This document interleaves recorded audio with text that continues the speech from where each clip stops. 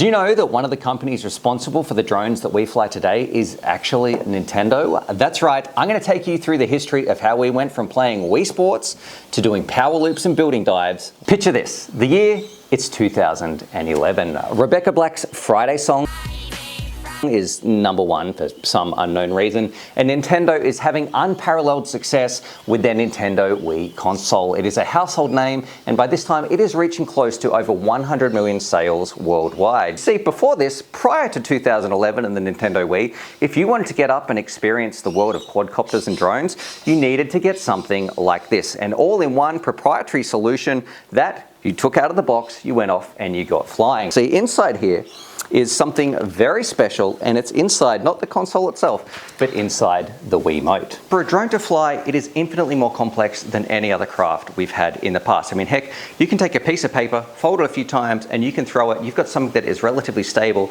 and has a predictable flight path. That it's just not possible when it comes to drones. There is so much information that needs to be fed back to the flight controller that previously we've never been able to do that. I mean, you're talking about a gyro, an accelerometer. You need to know exactly where the drone is at all times, how fast is it turning, how fast are the motors spinning.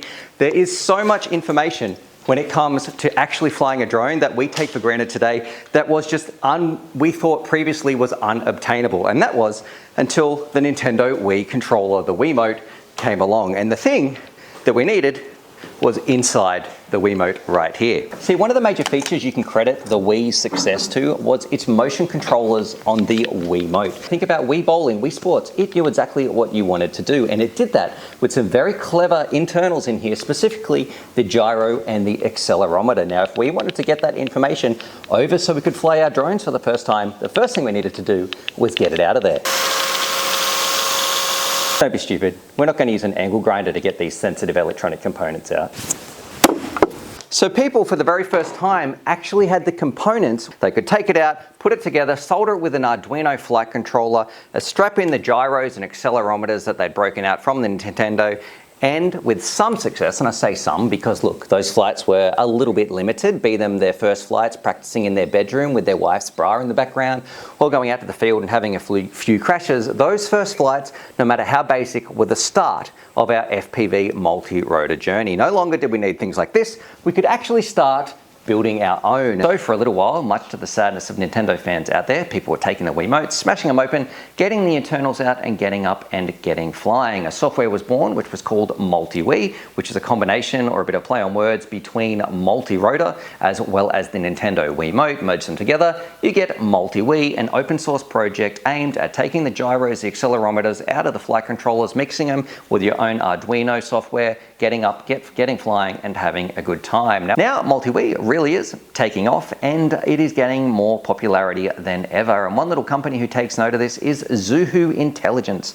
They're a little company, they're based in China, Shenzhen, and they see a market emerging where they think, hey, we should make a product. We want to get in on this flight controller development. It seems like a really interesting space, except we should make something where people don't need to smash down a Nintendo Wii remote. That's a bit wasteful. And they come up with the idea they're going to use the latest gyros and accelerometers, and they release their first flight controller and flight board package. It is called a Freeflight, and it is using the latest gyros. We're going to call this board the F1 board. It's using like an STM32 processor. It is the first 32-bit processor. It is state-of-the-art hardware ready to rock and roll, but there is one glaring problem. The code that they use to implement it and the things that are run on it is completely inefficient. It is an absolute nightmare. The code for Freeflight is an absolute buggy mess. Now, MultiWii continues to get developed for a little while. Things are going smoothly. New people are joining the team to develop new codes, and one of those people is a guy called Timecop. Timecop can see the potential of MultiWii, but he has also seen what those new F1 boards like the previously used Chinese companies have done with their Freeflight flight controllers,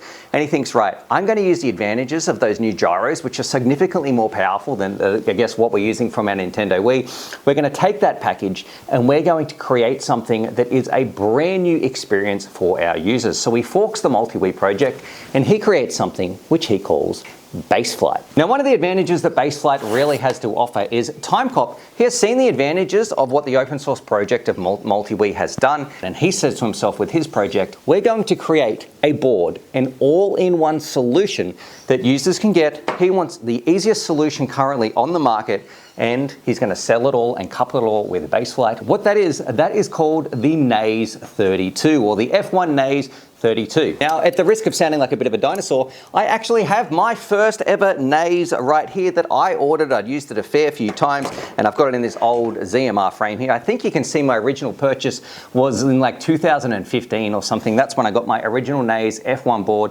and for its time, it was an absolute game changer. You have no idea the difference and the struggle people had to go through from getting their Nintendo Wiis and all that junk with MultiWii to a board. You put it in, it works, it's got its own configuration. The gyros are already inbuilt. It was absolutely magical for people in the hobby. Now, this part I'm guilty of too. Once I had tasted the success and the real flight that came with a dedicated flight controller, I wanted more. Baseflight was great, but like the rest of the community, we wanted to see where this could go, and this is where things get a little bit ugly. Now, Baseflight is seeing more success than ever. More and more people are jumping on board. The development is really starting to make the project take off, and one of the people who decides to help out is a gentleman called Dominic. Now, Dominic, he's got some great ideas. He wants to push Baseflight further than ever before. However, he is not the easiest person to work with, and is very similar actually in some of his ways about doing things as Timecop. Both of these gentlemen have strong ideas, strong opinions, and don't seem very flexible about working with other people and taking on board some of their feedback. Ultimately, there's a disagreement within the Baseflight software on how things should be implemented. What's the direction of this software going to be? How are we going to do updates? What should we work on next? All that sort of stuff. And unfortunately for Baseflight, these two figures who have done so much and believe in their own ideas so much ultimately cannot resolve their issues. Eventually, Timecop and Baseflight say enough is enough. Dominic gets sick of it. He leaves the project and decides to work on his own flight controller software called Cleanflight. So things are about to get a little bit spicy. So for the first time, we actually have two competing flight controller open source projects. We've gone so far from the old days of MultiWiis and breaking down to Nintendos to these things right here. We've got the Naze 32 developed by Timecop, and it is rocking Baseflight, to this right here, the latest iteration called Cleanflight. It's offering some really experimental features. The development is faster, and that is run by a guy called Dominic. Now, also I should mention, Dominic decides, hey, unlike the Naze, which is based on the old F1 architecture, we're going to create something here using the latest F3 boards, and he produces something called the SPF3 Racing, a state-of-the-art flight controller designed specifically to run Cleanflight and offer, I guess, a lot more, just more processing power than the old Naze ones. But eventually, progress is what the hobby is after. The iterations start to come to Cleanflight, and much to Baseflight and Timecop's disappointment, Cleanflight becomes the #1 flight controller software in the world for DIY projects. More people are using it than ever. Now at this time, Baseflight's got one foot in the graveyard. Cleanflight seems to be the current king that everybody is using in the community. The code is cleaner than ever, but a change is on the horizon, and there is a major shift in how drone pilots are actually flying. In the past, we'd been happy just to putter around, hover. I was having a great time using Cleanflight, but the rise of FPV drones means you're actually seeing out the front of the drone with a pair of goggles. It is a rush like no other. And that technology, coupled with what Cleanflight could offer for the first time, pilots were pushing further than ever. They were doing the most intense, crazy chase footage, flying footage through the smallest gaps you could only ever dream about. Even with commercial applications like DJI, there was no way you could do what some of these pilots were doing at the time with anything else but an FPV drone and Cleanflight. Now, one of the people who was pushing those boundaries more than any other, his name, and it's really important that you remember this, was Boris B. A big emphasis on the B, please, because you're going to need to know that in just a little bit. Boris B, he was pushing his drones further than anybody else. His and his merry crew of pilots, people like Final Glide Oz, Metal Denny, there was a couple of pilots that I could not wait to get home from work, see their uploads and see what they were doing with their drones. It was like seeing the world's first F1 car when you were used to seeing horses and carriages. And one of the beautiful things about Boris B and his flying was not only was he an amazing pilot, you could see just by watching those videos, there was something different. There was some magic source, some magic sprinkling that was happening on his flights that nobody could quite put their finger on. It quite literally was next level game-changing flying. And it wasn't long before those rumors became realities, and we found out exactly why those quads were performing like in the videos. If you would like to test anything that flies like that, there is this video up here is a perfect example of something you can rip around, have some fun, and absolutely scream, push your drone to its limits without breaking the bank. Now you need to make sure you are subscribed for part 2. You definitely don't want to miss this because we are talking about industrial espionage, theft,